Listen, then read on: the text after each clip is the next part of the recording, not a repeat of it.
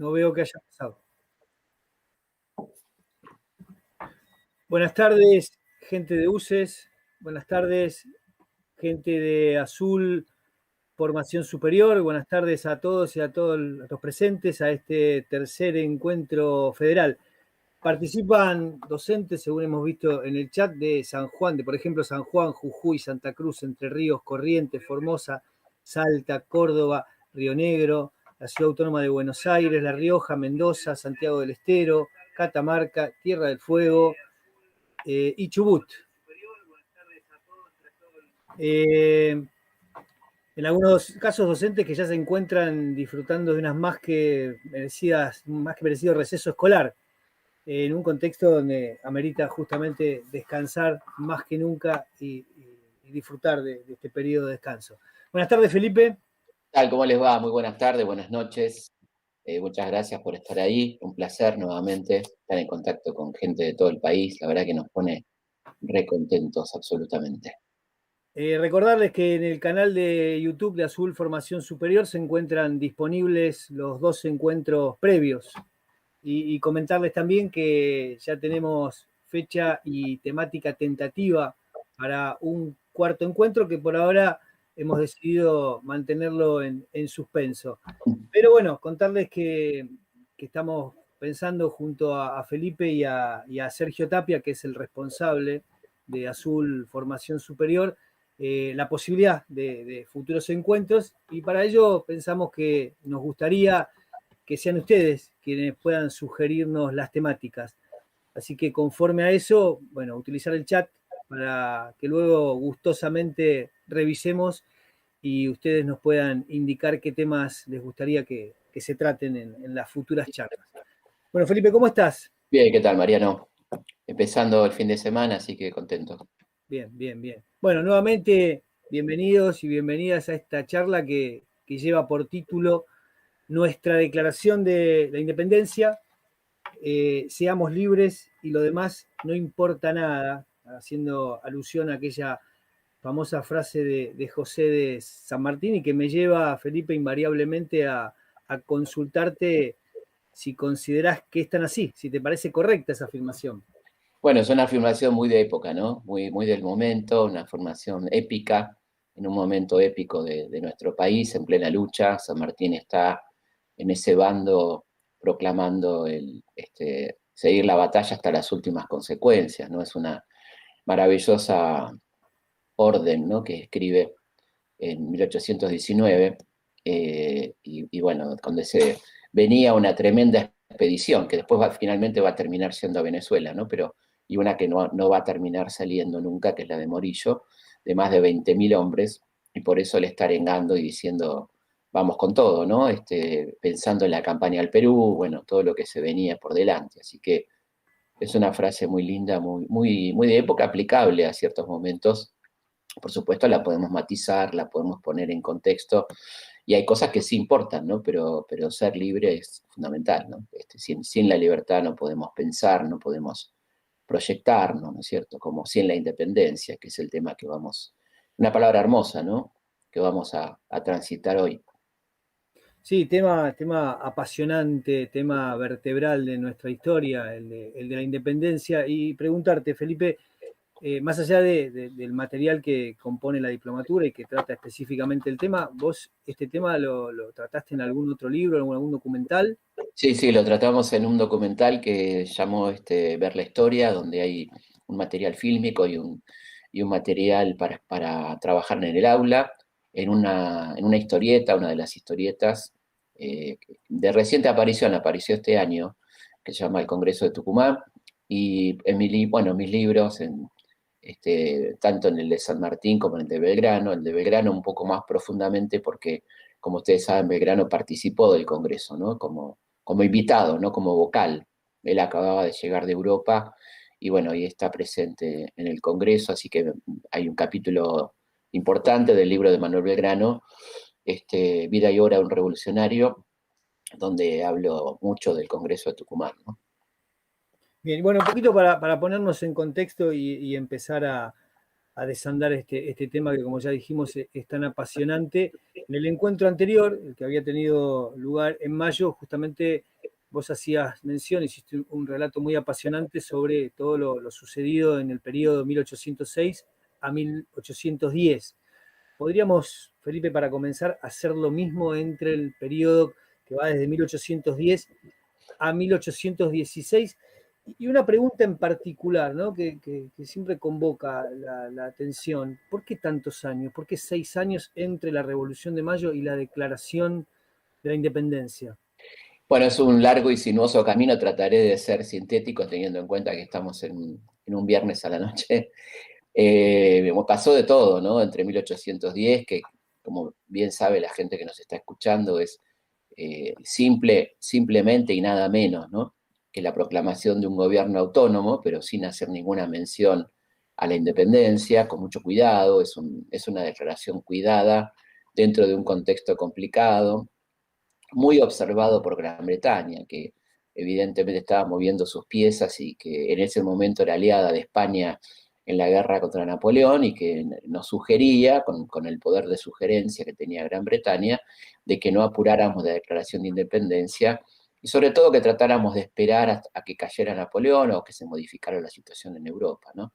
Así que ahí tenemos muchos avances y retrocesos, ¿no? Del impulso inicial que le da Moreno a la revolución, al freno violento que le imprime Saavedra, que va a continuar con el primer triunvirato, ¿no? Hasta 1812, un triunvirato muy conservador, hegemonizado por el secretario Bernardino Rivadavia, que no quiere saber nada con la independencia y que pone el grito en el cielo cuando Belgrano crea la bandera, por ejemplo, ¿no? O cualquier gesto que hablara de independencia, un hombre muy obediente, ¿no? A los intereses británicos, como todos sabemos.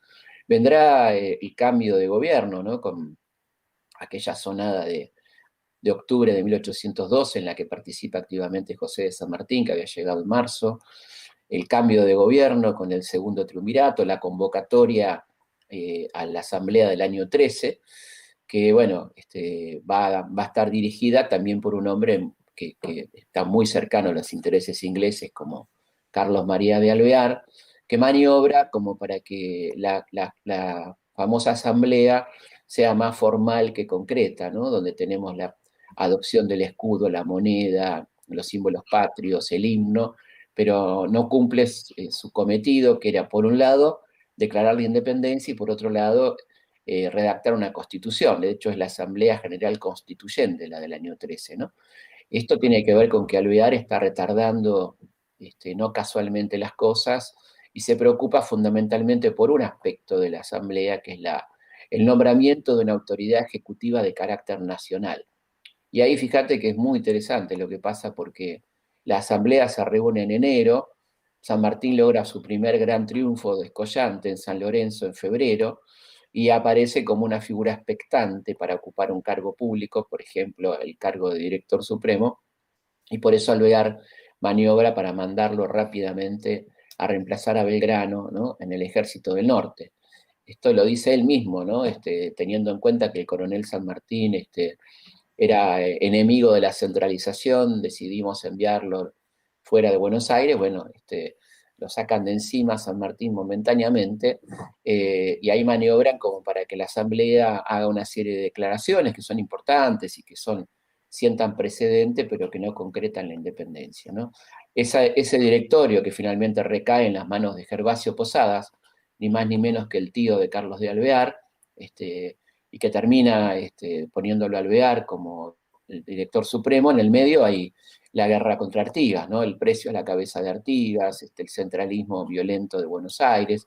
En el año 15, cuando ya Alvear es director supremo, se produce la caída de Napoleón, hay una entrada en pánico de la clase dominante porteña, y Alvear decide entonces entrar en tratativas con Gran Bretaña para que seamos una colonia inglesa, ¿no? La famosa Misión García ante Lord Stranford, con una carta firmada por Alvear, donde dice que queremos ser una colonia británica, ¿no? Que queremos ser parte del Imperio Británico. Esto, bueno, produce un escándalo a nivel nacional, se subleva el Ejército del Norte, el Ejército de los Andes. Alvear tiene que renunciar, se va exiliado a Río de Janeiro, y apenas llega, lo va a ver al embajador español, Villalba, y le lleva todos nuestros secretos militares, una cosa de doble traición verdaderamente escandalosa, y uno se pregunta cómo es posible que tantas ciudades argentinas, creo que casi todas, tienen una calle llamada Alvear, ¿no? Algo curioso, realmente. Bueno, cuando cae entonces Alvear, asume Álvarez Thomas, que convoca finalmente al Congreso Constituyente, que después vamos a ver por qué en Tucumán y esos detalles, ¿no? Pero ahí recién hay una convocatoria al Congreso que va a tener también sus bemoles de quién concurre, quién no concurre, que lo iremos charlando a lo largo de Sí, este... curioso o habitual, ¿no es cierto, Felipe? Porque no es el único caso, el de Alvear, que termina siendo homenajeado con calles, pueblos, Sí, monumentos, estatuas. etcétera. Sí, realmente increíble, ¿no? Es un caso curioso, ¿no? Y Bernardo Monteagudo, que fue un extraordinario patriota, tiene una calle corta, y Castelli, que fue el gran orador de la Revolución, tiene una callecita de 4 cuadras, ¿no? Por ejemplo. Así que hay evidentemente una injusticia en los homenajes y en los callejeros, ¿no? Y comenzabas en la pregunta anterior, Felipe, me comenzaste haciendo una breve mención sobre el contexto internacional y te referiste a la figura de Napoleón. ¿Cuán determinante es la figura de Napoleón para los sucesos de julio de 1816? Bueno, fundamental, porque Napoleón había conquistado una gran parte de Europa y los reyes habían quedado relegados, algunos de ellos estaban presos, bueno, presos relativamente, ¿no? Como el caso de Fernando VII, y ya en el caso de España, puntualmente, un poco antes de la caída de Napoleón, ya Fernando vuelve al trono, pero ya en 1815, con la derrota definitiva de Napoleón en Waterloo, lo que ocurre es que vuelven todos los reyes a sus tronos en todos los países ocupados, y se produce el proceso de lo que llamó la restauración, es decir, una corriente fuertemente reaccionaria, ¿no? Reaccionaria contra los valores de la revolución, contra la igualdad, la fraternidad, la libertad, y por supuesto muy enemiga de las revoluciones americanas, ¿no? Es decir, ahí aparece la Santa Alianza, justamente, esta idea de las coronas europeas en contra de las revoluciones latinoamericanas. O sea que el contexto es tremendo para 1815, 1816, ¿no? Sí, no obstante, no hacía mucho tiempo que había tenido lugar la declaración de la independencia de Estados Unidos, corregime si me equivoco, Felipe, Sí, y la proclamación de esta en un sentido netamente republicano. sí, claro, un modelo a seguir, ¿no? Porque la revolución norteamericana es una revolución muy importante que a veces no le damos la importancia que requiere porque tenemos una educación muy afrancesada, pero la verdad que la madre de la Revolución Francesa es la Revolución Norteamericana, ¿no? Que se produce 16, 13 años antes, y que tiene una fuerte impronta republicana.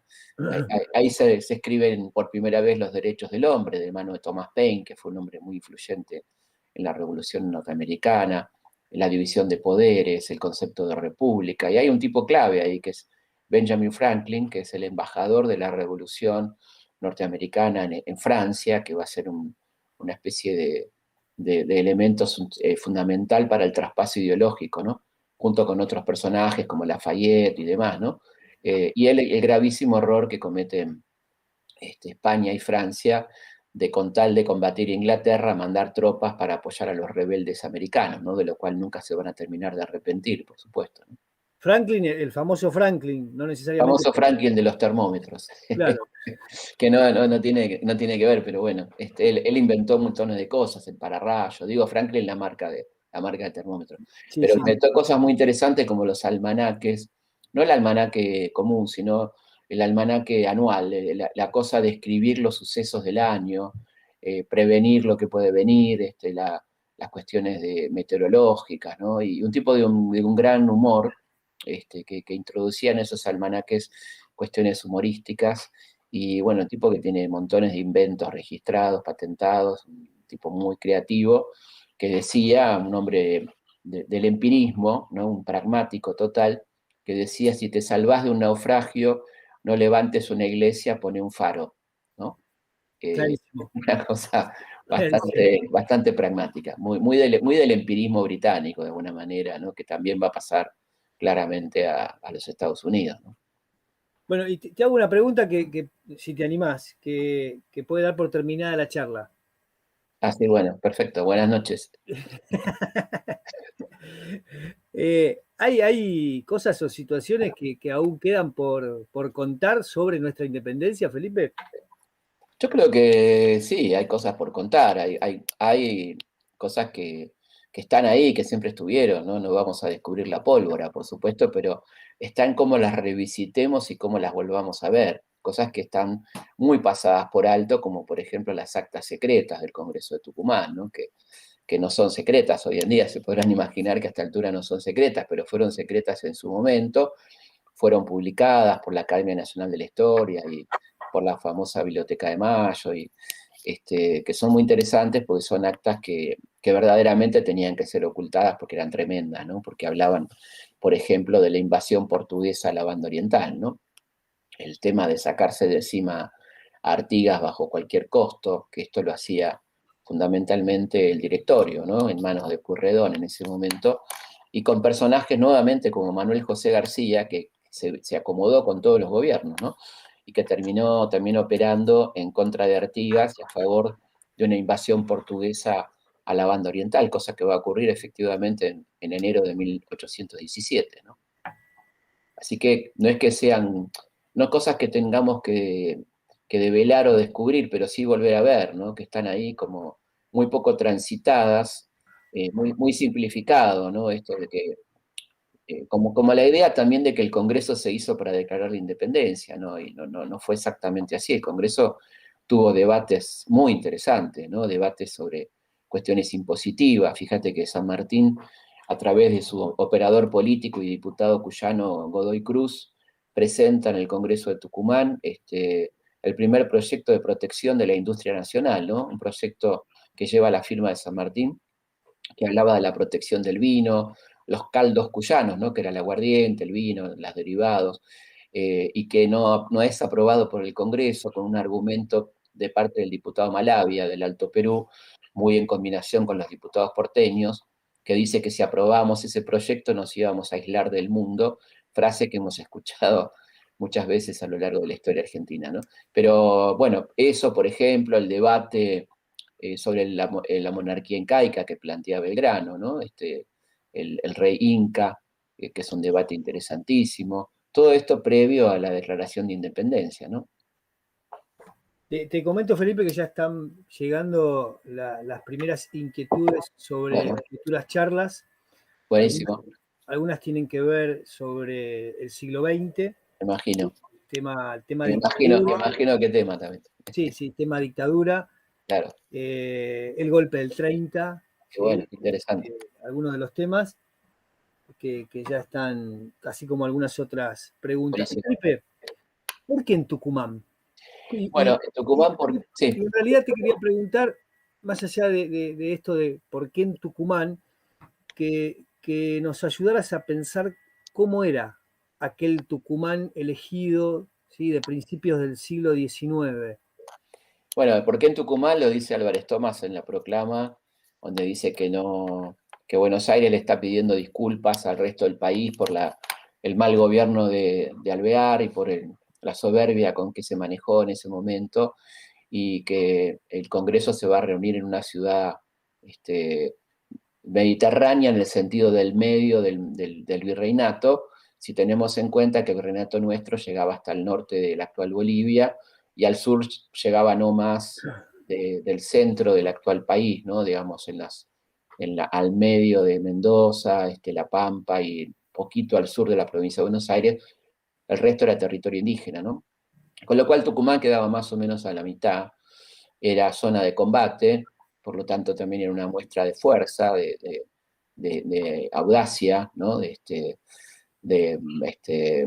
hacerlo allí en Tucumán, y por eso se eligió Tucumán, que era una pequeña ciudad con muy pocos habitantes, que vivía fundamentalmente del tráfico con el Alto Perú, fundamentalmente en la exportación de mulas y de carruajes, y de azúcar, por supuesto, y otros elementos, eh, que tenía toque de queda por la noche, una zona de guerra, y que, bueno, que no tenía muchos lugares para albergar a los congresales, que terminaron muchos alojándose en conventos, ¿no? Y bueno, por supuesto tampoco había un lugar para sesionar, no había un lugar tan amplio como para llevar adelante las sesiones, y podemos hablar de la casa. Y Felipe, me hablabas de los congresales, ¿no? Que fueron Eh, llegando y donde residían. ¿Se sabe quiénes fueron los primeros en arribar a Tucumán? Sí, los primeros fueron los cuyanos, Godoy Cruz, Laprida, Oro, ¿no? Que llegaron muy apurados porque San Martín quería ya la declaración de independencia, porque quería cruzar a Chile. Él tenía el ejército listo y quería cruzar en el verano de 1817, quería cruzar a Chile como el general de un país independiente, ¿no? Así que los primeros en llegar fueron los diputados de Cuyo, y esperaron que vayan llegando el resto, y el Congreso se inaugura un 24 de marzo, fíjate vos, hablando de dictadura, una fecha que en ese momento, por supuesto, no tenía ninguna connotación, pero nosotros decimos 24 de marzo y enseguida pensamos en el 76. Automáticamente. Sí, esto fue el día que se inauguró el Congreso, una fecha que muy, muy propicia, muy, muy linda para recordar también otro 24 de marzo. Y ahí se iniciaron las sesiones, armando un poco el plan de acción, el plan de debates, ¿no? Se acordó, por ejemplo, la designación de Pueyrredón como director supremo. Se planteó el tema de la presidencia rotativa. Mucha gente cree que Laprida fue el presidente del Congreso todo el tiempo. Eso no, eso era rotativo y van cambiando por mes, por semanas los presidentes, ¿no? Lo que pasa es que a Laprida le tocó presidir la sesión del 9 de julio, ¿no? Verónica Fucci, estoy leyendo que en el chat dice: gracias, doña Francisca, por aportar su casa. Esto me Exactamente. obliga a preguntarte, Felipe, ¿por qué en la casa de doña Doña Francisca? Pancha, Doña Pancha. Sí, efectivamente, ella tenía una casa grande que de todas maneras no. Bazán de Laguna, ¿no? Francisca Bazán de Laguna, que según dice Villiquen, hacía muy ricas empanadas, eso nos acordamos todos. Y la casa era grande, pero no alcanzaba, así que la casa fue modificada, se le molieron varias paredes, y para hacer un salón grande para las sesiones, ¿no? Y ella generosamente se dio ese lugar para hacer la reunión del Congreso de Tucumán, ¿no? Que es la casa histórica, ¿no? Los porteños decimos la casita de Tucumán, por supuesto los tucumanos no dicen la casita de Tucumán, porque todas las casitas son de Tucumán, en Tucumán, ¿no? Claro, Entonces, lo correcto es decir la casa histórica, ¿m? La casa histórica. que está ubicada donde, Felipe. En la Avenida del Rey estaba. No, Sí, estaba en la Avenida del Rey. o sea que Querido Rey, en la avenida, en la calle Querido Rey. nosotros declaramos nuestra independencia en una casa que estaba ubicada en una calle que se llamaba Del Rey. La calle del Rey. Bueno, Sí. casi Bueno, tan por supuesto contradictorio como... cambió rápidamente de nombre, ¿no? Hoy es Ah, la calle del Congreso, es otra. bien, bien, bien, bien. Pero, Casi eh, tan contradictorio como lo de Alvear. sí. Pero bueno, no era la culpa de nadie, sino que ahí estaba la casa de la señora de Laguna, ¿no? Me preguntan también, estoy leyendo en el chat, recurrente el tema Artigas.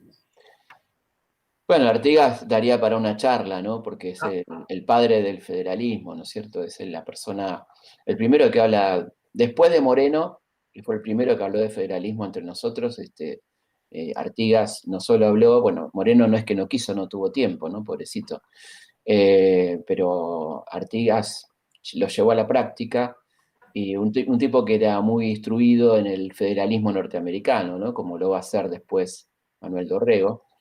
Y que, bueno, aplica un sistema muy justo, muy equitativo, ¿no? En este protectorado de los pueblos libres que va conformando con la banda oriental y varias provincias, actuales provincias argentinas como Santa Fe, Corrientes, Misiones, parte de Córdoba, el protectorado de los pueblos libres, donde se aplica un sistema de distribución de tierras, una reforma agraria, ¿no?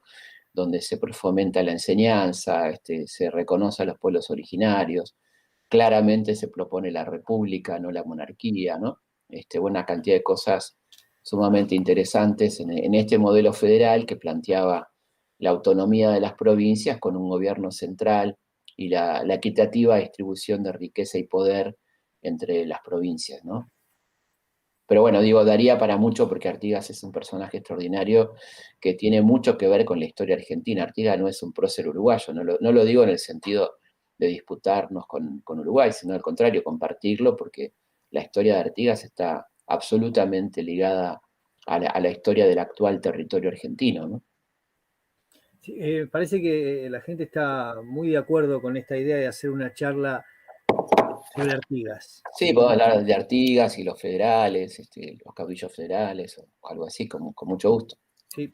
Bueno, recién hablabas de esta mujer que aparentemente, y según nos contó Villiquen, hacía muy ricas empanadas, ¿no? Lo Tenía, cual es lógico porque en Tucumán claro, se comen muy ricas empanadas, así que... sí, y difícil de probarlo igual, ¿no? Pero ¿Cómo? Ah, eh, difícil de probar. No, pero bueno, es probable, es es probable. probable que así Es probable, sea. sí. Pero está muy presente en todo lo que vos hacés, en todo lo que escribís, en los documentales, en los programas, en todo, está presente otra perspectiva, otra mirada desde el género. ¿Y de qué mujer te gustaría, y en la diplomatura también está presente, de hecho, hay una mirada muy fuerte Sí. de género, de qué mujer te gustaría hablar en este contexto de independencia? Bueno, me encantaría mencionar a Juana Zurduy, ¿no? Que por esos días estaba recibiendo el grado de teniente coronel de manos de Belgrano y que, y además el sable que Belgrano le dona, ¿no? Y que ya había perdido a su marido y estaba ahí combatiendo y seguiría combatiendo tantos años, ¿no? Hasta después de la muerte de Güemes, inclusive. Una mujer extraordinaria que combatió en toda esa zona, de Tucumán para arriba hasta bien al norte de la actual Bolivia, que perdió, bueno, que luchó junto a su marido, ¿no? Manuel Asensio Padilla, y las republiquetas del actual territorio boliviano, del Alto Perú, que fueron zonas heroicas, zonas liberadas, digamos, como se decía, donde había un autogobierno, donde había una fuerte participación femenina y de los pueblos originarios, ¿no? Y por eso también los combates y en los ejércitos había tantas mujeres que acompañaban a Juana, por ejemplo, ¿no? Creo que es una mujer que siempre tenemos que tener presente. Hace poco fue su cumpleaños, el 12 de julio, y es bueno tener presente a la querida Juana Zurduy, ¿no? Una heroína que, como ustedes saben, pierde en el fragor de la lucha 4 de sus 5 hijos, pierde a su marido, pierde su fortuna, era una mujer de buen pasar económico, y termina en la más absoluta miseria. Después se le paga una pensión que no se le paga regularmente, ¿no? Y después tenemos ahí como 30 y pico de años de no saber absolutamente nada de Juana, que vive muchos años, donde queda claramente en el olvido, ¿no? Porque no hay registros de ella hasta su muerte, ¿no es cierto? Así que habla de que Juana quedó en el olvido, viviendo muy mal económicamente, ¿no? Habiendo hecho todo lo que hizo, y como decía Bolívar cuando la va a visitar, cuando Bolívar va ahí a asumir el homenaje que se le hace de ponerle a una república el nombre de él, ¿no? Bolivia, este, la quiere ver a Juana, la va a ver a su casa y le concede una pensión, y le dice que en realidad ese país no se tendría que llamar Bolivia, sino Azurduy o Padilla, ¿no? Como los grandes gestores de la independencia de esa zona, ¿no? Elegiste hablar de Juana de Azurduy, Felipe, y te quiero comentar que empezaron algunos reclamos en el sentido de que no te olvides de María Remedios del Valle, por favor. No, bueno, no me olvido nunca. ¿Cómo me voy a olvidar? ¿Cómo olvidarte en esta queja, María Remedio?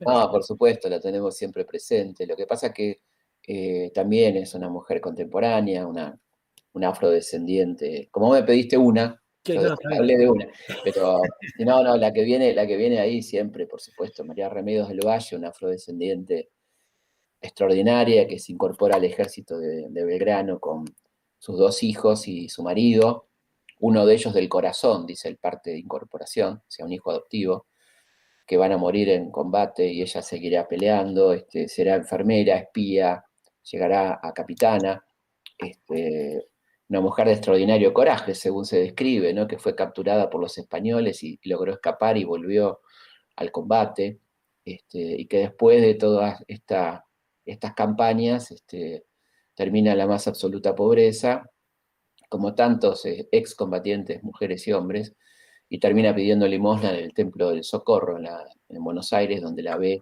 su ex compañero de combate, el general Viamonte, que pide para ella una pensión y el título de Madre de la Patria que se le concede en 1827, ¿no? Después se va a dejar de pagarle y bueno, finalmente Rosas retoma y la asciende en el grado militar, por ello agrega el nombre de María Remedio del Valle y Rosas a su apellido, ¿no? Y también ahí después le perdemos bastante el rastro, ¿no? ¿Qué pasó con la querida María Remedios? Una mujer extraordinaria, ¿no? Realmente. Y qué lindo que la madre de la patria sea una afrodescendiente, ¿no? Mirá qué lindo tema que acaban de proponer para una charla, Felipe. Gertrudis, que no tengo claro de dónde nos está viendo, San Martín y los pueblos originarios. Maravilloso. Sí, Temas. cómo no. Lo tomo. Sí, sí, sí, sí, Lo sí. quiero, me gusta, me gusta. Y hay mucho para hablar ahí, claramente. Bueno, como podrán ver, estamos muy atentos a todo lo que se escribe en el chat y una de las cuestiones que leímos que fue recurrente era la solicitud sobre sugerencias bibliográficas, ¿sí?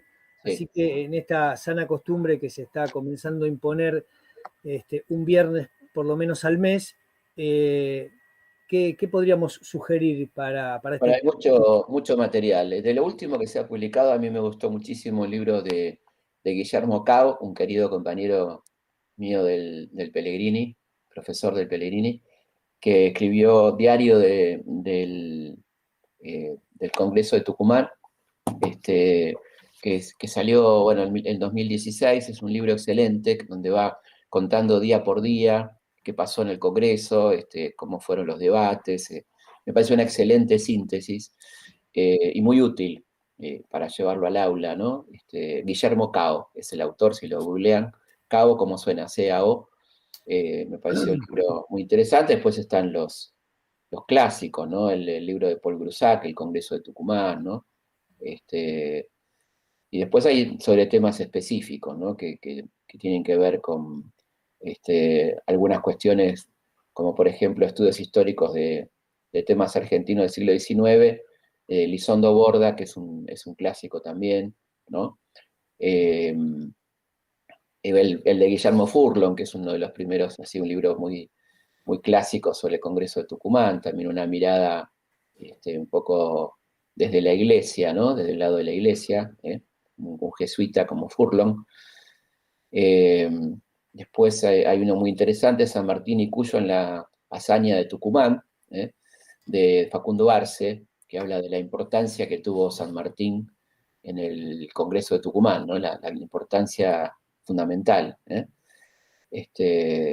Bueno, podríamos seguir, hay un montón de libros sobre, pero este de Guillermo se los recomiendo particularmente porque hay una muy buena bibliografía, un trabajo muy concienzudo sobre este tema tan específico como el Congreso, ¿no?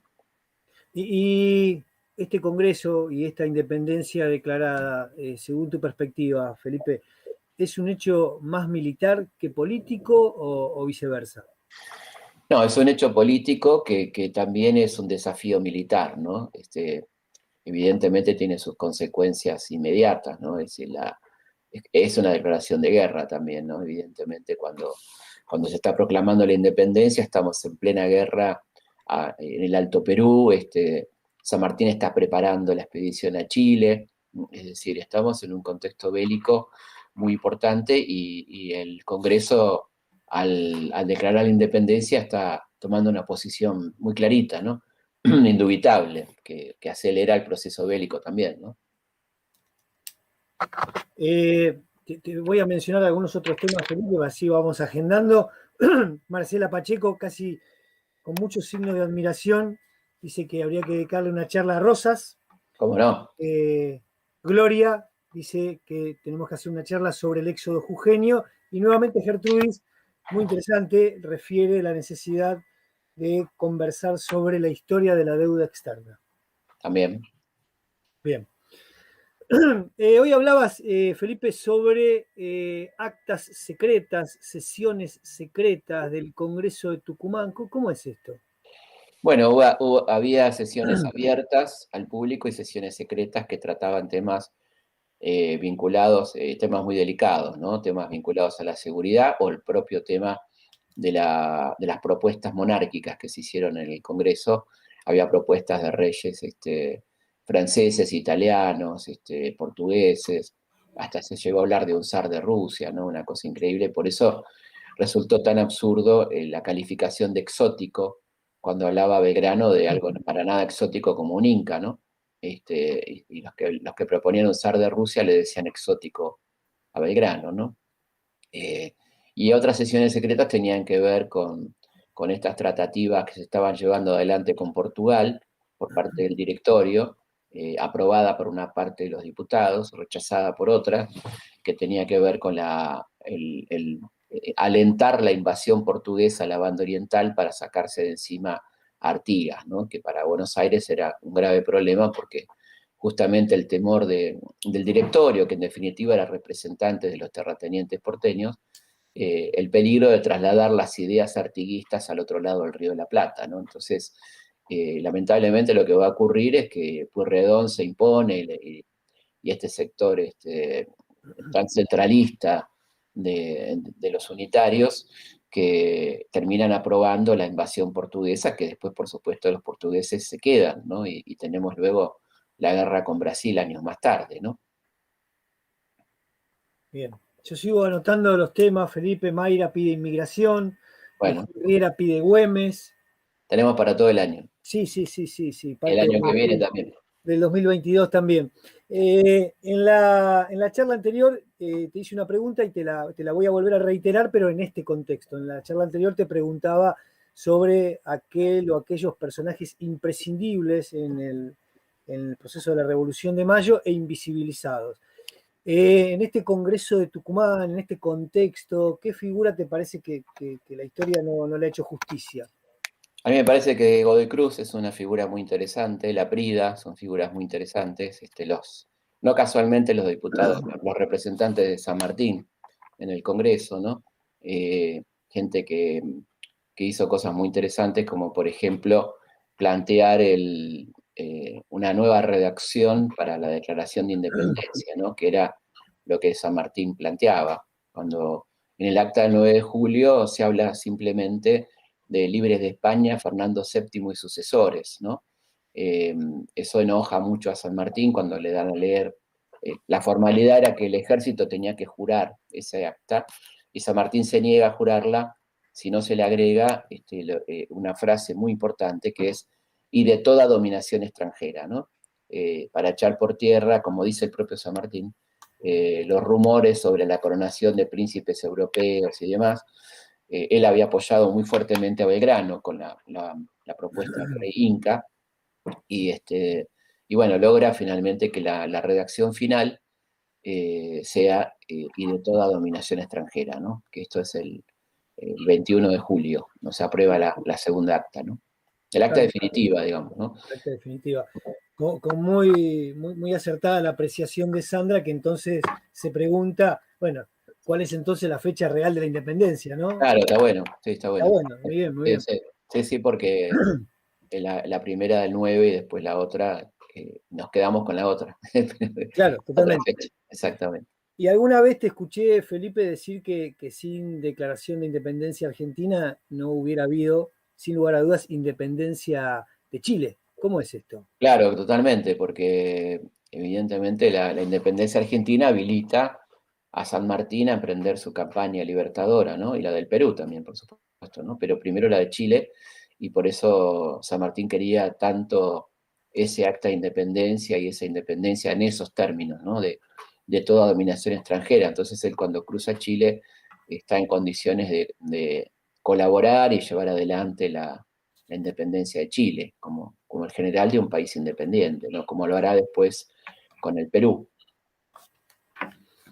¿Y cuál fue, Felipe, el primer país en reconocer nuestra independencia? ¿Cómo Bueno, fue? es bastante insólito el tema, A ver. porque tiene que ver con una expedición que se lanza a la mar exactamente el 9 de julio de 1817, en homenaje al primer aniversario de la Declaración de Independencia, que la lleva adelante Hipólito Boullard, ¿no? Este corsario francés que había servido a las órdenes de Napoleón y que fue contratado por las Provincias Unidas y que hace la primera vuelta al mundo con una nave argentina llamada La Argentina, el crucero La Argentina, que bueno, hace un periplo que muchos me habrán escuchado hablar, ¿no? De Bouchard, de, la, de que libera esclavos en Madagascar, que intenta rescatar a Napoleón de su prisión, bueno, cosas increíbles, y finalmente toma California, ¿no? Y en ese andar por el mundo, al llegar a Hawái, el rey Kamehameha, que suena a Dragon Ball, pero que es el nombre del rey, ¿no? Kamehameha, es el primero en reconocer la independencia argentina. Eh, después será tardío los reconocimientos, luego los Estados Unidos, y muy tardíamente, en el 1862, España, la última en reconocer nuestra independencia, ¿no? Y también te escuché decir alguna vez que el Congreso de Tucumán, y esto me llamó mucho la atención, ¿no? Porque no es lo que habitualmente se escucha o se lee, por lo menos, había fracasado. No, no sé si exactamente lo dije en esos términos, pero eh, lo que, lo que pasó en el Congreso de Tucumán evidentemente fue un éxito en torno a proclamar la independencia, ¿no? Pero lo que pasó fue que no se pudo constituir un Estado en los términos que se pretendía con el Congreso, y yo creo que más que el de Tucumán, que hace su tarea lo mejor que puede, es la continuidad de ese Congreso, ¿no? Cuando yo me refería a eso, me refería al Congreso trasladado a Buenos Aires. Ustedes saben que a fines del 17, comienzo del 18, ese Congreso ya está en Buenos Aires, ¿no? Y que es un Congreso ya así completamente cercano a las ideas del unitarismo y que va a tomar otros rumbos, ¿no? Muy diferente a lo planteado originalmente en Tucumán, ¿no? Y bueno, ha fracasado también en el sentido de no poder imponer un orden me refiero al mejor sentido de la palabra orden, ¿no? A establecer una república, los poderes, la división de poderes, etcétera, ¿no? Que tiene que ver con que convivimos en medio de la guerra contra España y la guerra civil, ¿no? Ya fuertemente desatada a partir de 1817, 18, ¿no? Bien, y tenemos tiempo para una última pregunta, Felipe. Por supuesto. Bueno, Bueno, preguntarte, ¿sí? Una curiosidad, otra curiosidad, sobre cómo es esto de que nuestra independencia o nuestra acta de independencia fue víctima de los ladrones del asfalto. sí, es curioso porque una de las copias del Acta de Independencia fue enviada, por supuesto, a Buenos Aires. Usted sabe que las copias es interesante, el tema de las copias, porque el Congreso hizo copias en guaraní y en quechua, para que sean leídas entre los pueblos originarios. Y una copia del original del acta es enviada a Buenos Aires para que quede en la sede del gobierno, ¿no? Del directorio. Y poco antes de llegar a Buenos Aires es asaltada la diligencia que la traía y robada el acta de la independencia, ¿no? Así que hay un robo de la independencia, podemos decir, por los piratas del asfalto, que eran del barro, en todo caso, en aquel momento, una curiosidad también en torno a eso, ¿no? Pero bueno, yo creo que no nos la han robado, ¿no? Ahí empezamos un camino que seguimos transitando, un largo camino hacia la independencia, ¿no? Que cada día se construye, por supuesto. Bien, bueno, una última pregunta, pero la dejo al chat, ¿no? Pregunta Micaela Aragón, ¿cuáles fueron las consecuencias políticas, económicas de la declaración y por qué se dilató varios años más el dictado de la Constitución? Bueno, está muy buena la pregunta porque recordemos que el Congreso de Tucumán era constituyente también, era un Congreso constituyente que debió haber dictado una constitución, ¿no? Y la dilación tiene por lo menos dos momentos, ¿no? La primera no es tan larga porque hubo una primera constitución, la de 1819, redactada por los unitarios, que fue absolutamente centralista, cuasi monárquica, ¿no? hecha por el directorio, una segunda constitución, la del 26, peor que la primera, durante el Congreso que va a nombrar presidente a Rivadavia, también unitaria y centralista, y durante el gobierno de Rosas hubo una dilación por parte de Rosas a la convocatoria de un Congreso, porque ese Congreso hubiera proclamado la nacionalización de las rentas aduaneras, hubiera tenido que judicializar la situación del puerto y demás, y Rosas se opuso a esa organización nacional, ¿no? Están los famosos debates con Quiroga, ¿no? El último debate con Quiroga, antes de su muerte, ¿no? Creo que esos son algunos de los motivos por los cuales recién caído Rosas y en nuestra configuración de país y con Buenos Aires oponiéndose, porque también hay que decirlo, recién en el 53 tenemos nuestra constitución con Buenos Aires ausente, ¿no? Recordemos que Buenos Aires se había separado del resto del país y esa constitución es una constitución producto del genio de Alberdi, con todo lo que ello implicaba, muy parecida a la constitución de los Estados Unidos y con la aprobación de las provincias que no eran Buenos Aires, ¿no? Otro tema que daría para mucho también el de la constitución, ¿no? Sí, efectivamente. Bueno, Felipe, Bueno, espero que la hayan pasado bien, que tengan unas lindas vacaciones aquellos que están entrando en vacaciones, otros que la están concluyendo, que lo hayan disfrutado. Y bueno, volvemos a ver acá muy pronto, seguramente les vamos muy, a muy comunicar. pronto. Nos encanta dar estas charlas y saber que a ustedes les puede servir esto, como también la diplomatura que estamos llevando adelante con Mariano, que les puede ser también de mucha utilidad. Bueno, muy buenas noches. Buenas noches, que estén muy bien.